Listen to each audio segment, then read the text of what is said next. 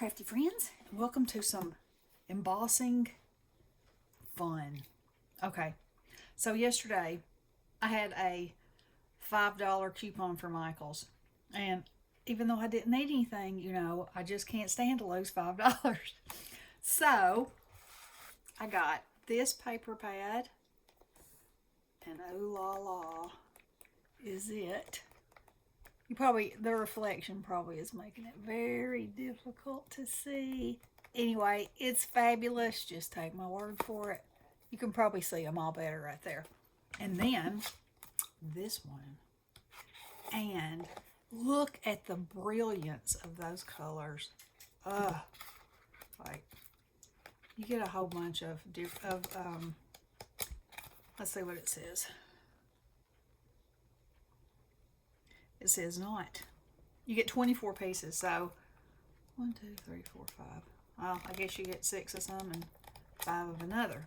Anywho, so this in this 3D embossing folder is made with the glitter paper. And then I took a white Hero Arts ink pad and rubbed it over the top. Is that not gorgeous? Look at that. It's beautiful. It is absolutely, it's sort of mesmerizing. I'm like a crow with some sparkle. And then this is done with this page, which again, the reflection is gonna eat it up. And then I heat embossed it. Now, in one little place right here, I got too close. I don't know that you can even tell that, but look at that. It's beautiful. It's beautiful. So it didn't crack. I ran it through this embossing folder. It didn't crack. Nothing. It was gorgeous like it was. But I had to try and see if I could heat emboss on it, and it worked. I mean, I think it's beautiful. So there's that one. And then this one is done on photo paper. So I embossed it so it was all white. And then I put Distress Oxide over it and rubbed it off. And then that's so soft and it really shows the intricacy of that embossing folder. Look at that. And this is a Sizzix embossing folder. They don't say what they are, but anyway, that's what it looks like. But look at the detail in that. Isn't that beautiful? I'm having so much fun with this photo paper and my oxides. And then it's just leading me down everything else, like, oh, let me emboss it. Oh, let's try this. And so the reason I embossed on the photo paper was I was talking to my buddy Judy, and I showed her this, and she said, is that on photo paper? Is that on that photo paper like you've been doing? And I said, no, it's not, but I need to try to emboss some photo paper and see what I get. So, of course, I did. This is the 3D skulls. So I embossed it, and then I took a little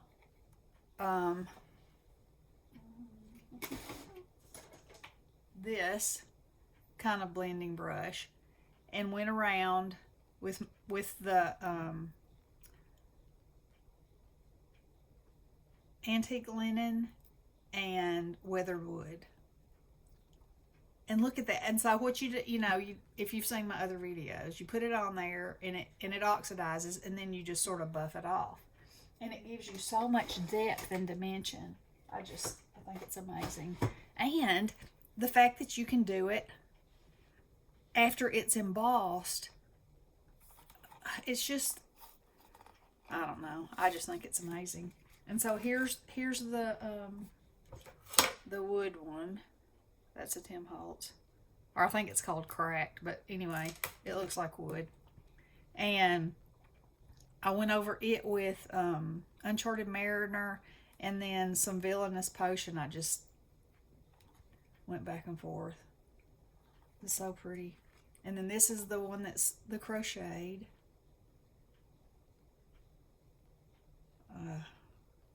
The way it picks up. Now all this is photo paper. Okay, look at this one. So I used the same kind of little brush and just selectively went over what I wanted to be colored. And I just think it's beautiful. And it, I must say, was beautiful when it was completely white. It was like, it really embosses well, and like it doesn't crack, and the shine of it is like a surprise, I guess. Okay, and here's these leaves. And so when you do this, the only thing that you need to keep in mind is the darkest color you're not going to be able to cover up. So, you know, you kind of need to think about that in your plan of where it's going to go. For instance, I wanted the leaves to be darker, so I was trying to be careful not to get that in the background. And then after I got that on, then I went in with the lighter color, Bundle Sage I think is what I used, and really tried to get in all the cracks and crevices. And then when you buff it off, the dark part is already absorbed into the photo paper, and the light part just adds more dimension and depth. And I just think it's beautiful. And here's two more pieces of this that I did. This is just paper, but I used different colors on it. I went over, it was black paper, obviously.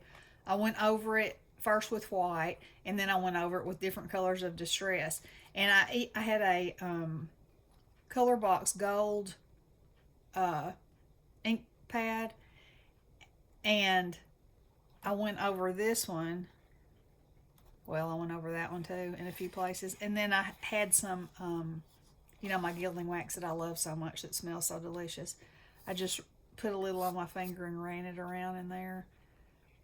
And I just think these are... And do you know what I discovered? Now, hope y'all are sitting down. I do not have a 3D spiderweb embossing folder. How in the world has that happened? I do not know, but you know, now I must find one. Because I'm obsessed. I'm obsessed with this photo paper and these oxides and how they work, and all the things that you can do, because it's just like every time. And Judy, you know, thank you, Judy. Judy was like, it wasn't my idea. I was like, well, you asked, and then it was an idea. So total credit to Judy. It just never occurred to me to try to emboss it. I think I thought it would crack. It does not crack at all. At all. And then the magic of those oxides on top of it. Oh, wait. Okay, well, there's a little short video with some more fun. I hope y'all enjoyed. I hope y'all give this a try. Get out your old photo paper and play. Do all the things. Do anything. And see what happens. You won't regret it. You'll love it. Okay. Love you guys. Blessings.